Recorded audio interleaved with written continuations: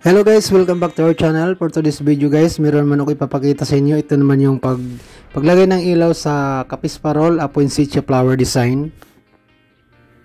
Kung gusto niyo ang ganitong mga video guys at hindi pa kayo nakapag-subscribe sa aming channel, huwag niyo kalimutan mag-subscribe at saka pakihit na rin ang notification bell para updated naman kayo sa bago naming mga video. Okay guys, mag-start na tayo maglagay ng ilaw. Ang gamit nating ilaw guys is LED light. Ididikit natin yung LED lights gamit ang glue gun at ang glue stick. At sa loob naman ng parol guys, yung pinakakatawan niya ay meron naman itong pilot bulb. Pilot bulb ang gamit natin guys para sa loob ng parol.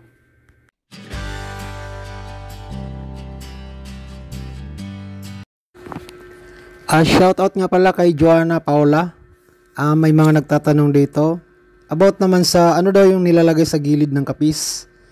So ito po guys ay metal brass, binibinda po ito sa kapis. Meron po akong mga vlog guys, may mga video dyan kung ano ang metal brass. Yun po ay para sa pangbinda ng kapis.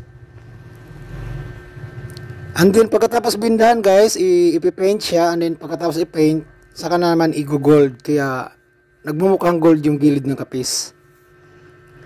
Para naman kay @Ascal 0831. Yes sir, nagko-customize po kami ng parol or kapis balls. At para naman kay Dona Villalana,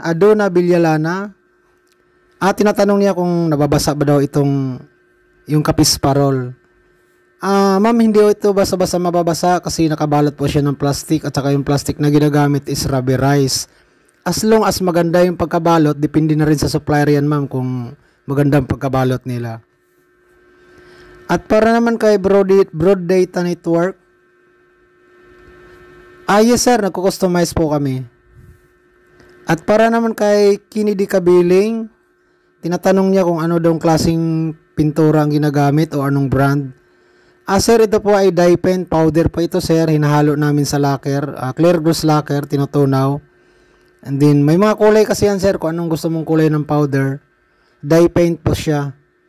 And then pagkatapos mai-paint sir, para matibay, itatop coat na lang natin. Ang ginagamit po naming top coat is epoxy clear enamel. Shoutout nga pala kay Ariel Villanueva, 8763. Namimiss na daw niya maghinang. Yes sir, maghinang ka na ulit. Mas nakakaaliw din pag maghihinang medyo nawawala. Tanggal stress.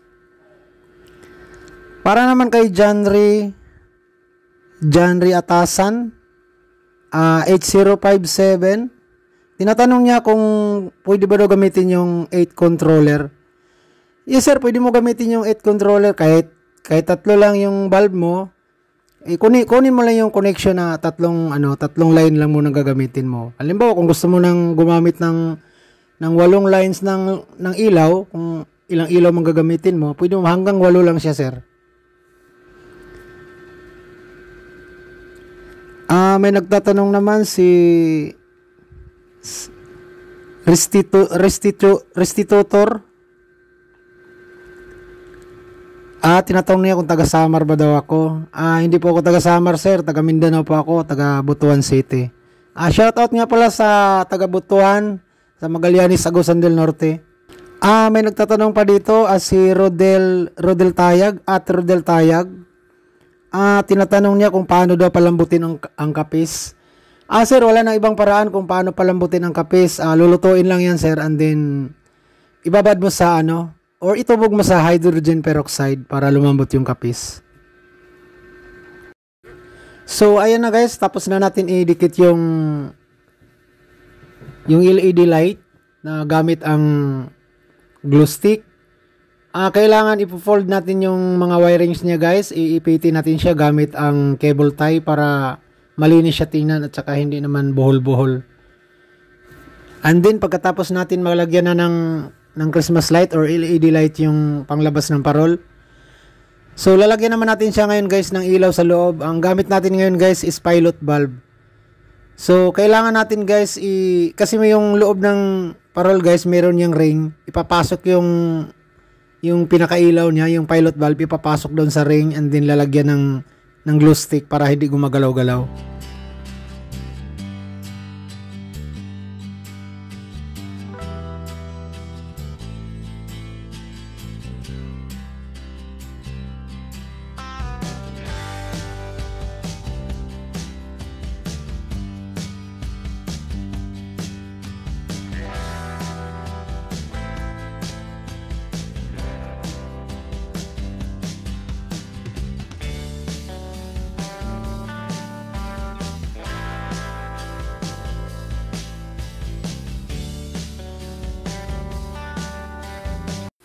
And then pagkatapos natin mailagay yung pilot valve sa loob ng katawan ng parol guys, lalagyan natin siya ngayon ng winker para magbi-blink yung ilaw.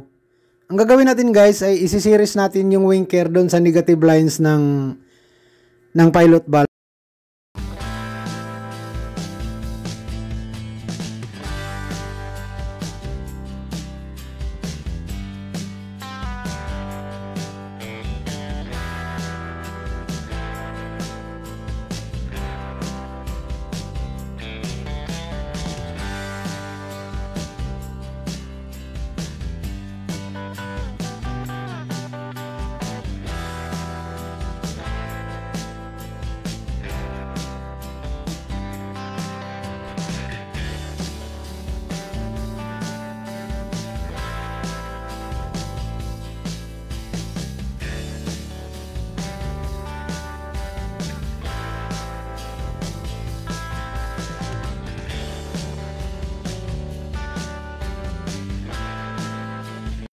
And then pagkatapos natin series connection yung winker sa pilot valve guys, ipaparallel connection naman natin ngayon yung pilot valve at saka Christmas light papuntang plug.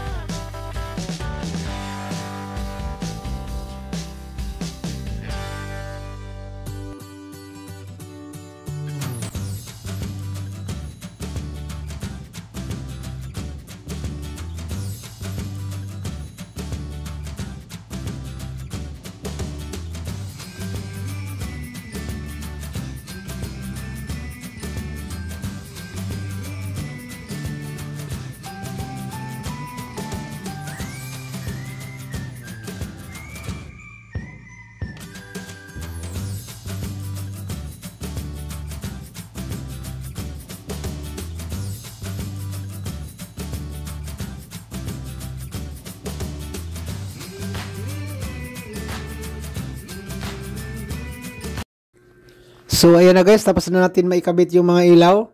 I-try na natin i-plug in ngayon guys sa kuryente. So ayan na guys, mayroon na siyang ilaw. Kailangan na lang natin itong balutin guys.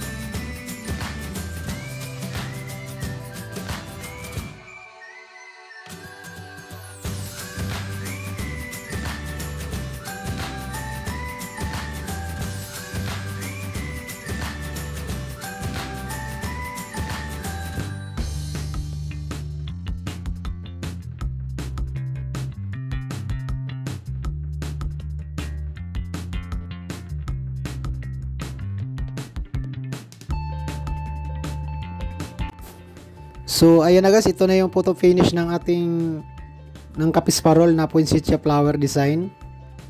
Thank you for watching guys. Don't forget to like and subscribe. Salamat.